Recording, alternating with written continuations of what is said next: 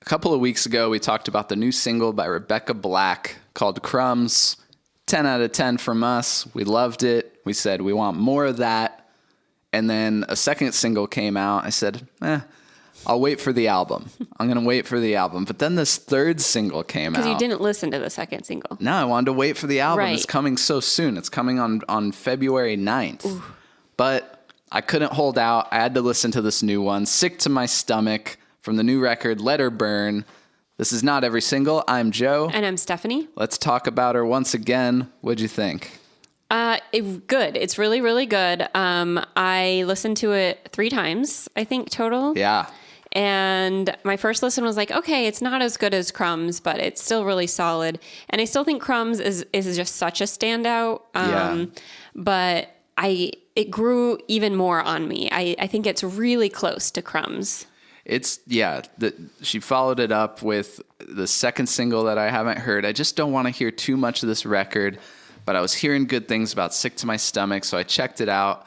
And my first thought is no one's brought back this like awesome Cyndi Lauper, great synth patches and classic sounds this well since like Heartthrob a decade ago. Oh, Tegan and Sara. Tegan and Sara Heartthrob like a decade ago, in my opinion. Now, there's a lot of it going on. There's always songs like this coming out, but this is just a shining example of like bringing back those classic sounds from that era, but keeping it modern, keeping it a modern production. Yeah. It sounds like a new, fresh take. Right. And if you watch this channel, you know that's what we want from like throwback type styles, and not just like, we made an 80s song. Yeah.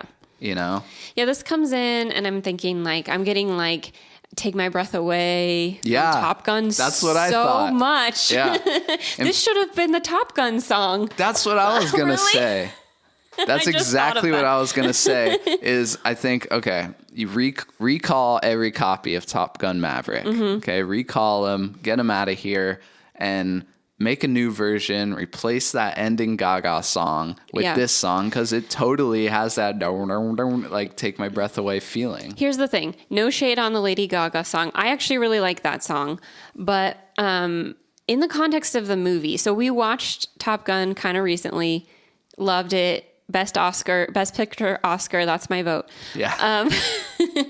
But then the credits kicked in and the Lady Gaga song came on, and it was like a little bit of a misfire in that context to me. Yeah, it doesn't quite fit if you're, bringing back these characters and this vibe, and so something like this would fit much better. For myself, I don't want to see you with somebody else. Never thought we'd get back to. So yeah, I thought this was great, and such interesting single choices so far. I know I didn't hear the second one, but like Crumbs, like, oh man, I don't know what's on this album, but what a perfect lead single. Yeah. Has everyone excited and rooting for this album. And now with this, it's showing the softer side. Mm-hmm. Like, I love when singles are chosen so well. Yeah. This has we've talked about it. Pre-choruses are trending hard. Mm-hmm. And this has a fantastic pre-chorus. Yes. And a great sort of low-key chorus. I mean, I don't always love a low-key chorus that's just kind of repetitive. But this does it probably the best you can do it. She's nailing that sort of staccato delivery, in the chorus. And like, these words aren't trailing. They're cutting them off in a very like rhythmic fashion. And, that can sound cheesy, and it totally doesn't. That's that's the cool thing. I'm continue to be very impressed with her just as a vocalist. She may not be the most technical singer, and who is. There's very few that can really deliver on a perfect technical level. Mm-hmm. And what she does with her voice is always cool to me. Yeah. And I do think she has a good range. I think she's probably spent a lot of time with vocal coaches. I think she's been very careful to develop her voice and be able to use it. And she uses it in a lot of different ways, which is always important to me. And the more that she went hyperpop in her career, that genre is very much about manipulating the human voice and to an extent even the human image and creating something that's very much uncanny, you know? And that's what I like about the hyperpop genre. But it's so cool to see an artist go that way and then start to dial it back and let her real voice show a little more. Because I thought, oh, she finally has a debut album coming out. Great. It's going to be like this crazy hyperpop thing. But no, there's way more raw, organic human in these songs than I would have guessed. And I think she is smart to use that because there's always still the people who remember her as the Friday girl. And so to say like, here, I'm not just a gimmick anymore. I'm a serious artist. And the way she experiments and the way she uses her image, the styling that she does on herself with her album covers and stuff is so interesting. Yeah. Really interesting art direction. I'm super excited to see. I think actually I've seen the album cover, but I'm excited to see more videos and just like the overall vibe of the aesthetic of this era. Yeah. I'm excited to see. You know what's funny? You mentioned the Friday thing. It's actually I think this was the first time that I like got on Spotify, searched for Rebecca Black, like searched for the song, hit the song, like listening to him and yeah, Rebecca Black. It was like the first time that I kind of like completely even forgot. You separated, yeah. About the Friday thing and like didn't even think about it. Right. I mean, I've been there for a while just because I went back and listened through a lot of her stuff like a year or two ago. And and I think this is really a step forward for her. She's been doing it for a while now.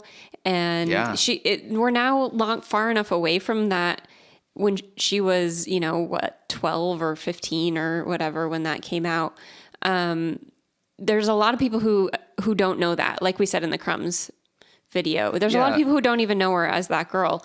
And so it's so validating to see her recognized as an artist. Yeah. And respected. That combined with like, it doesn't matter anymore where these people come from.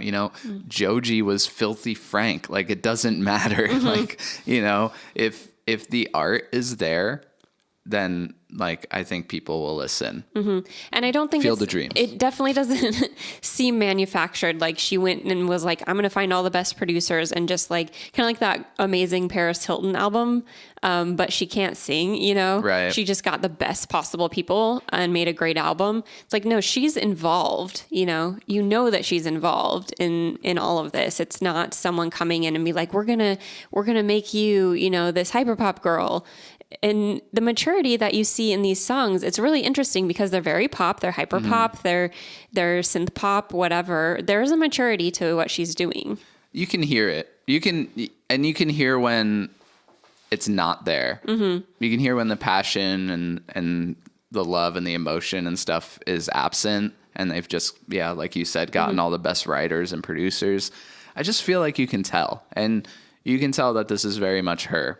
And it makes me so excited for this album, which comes out February 9th.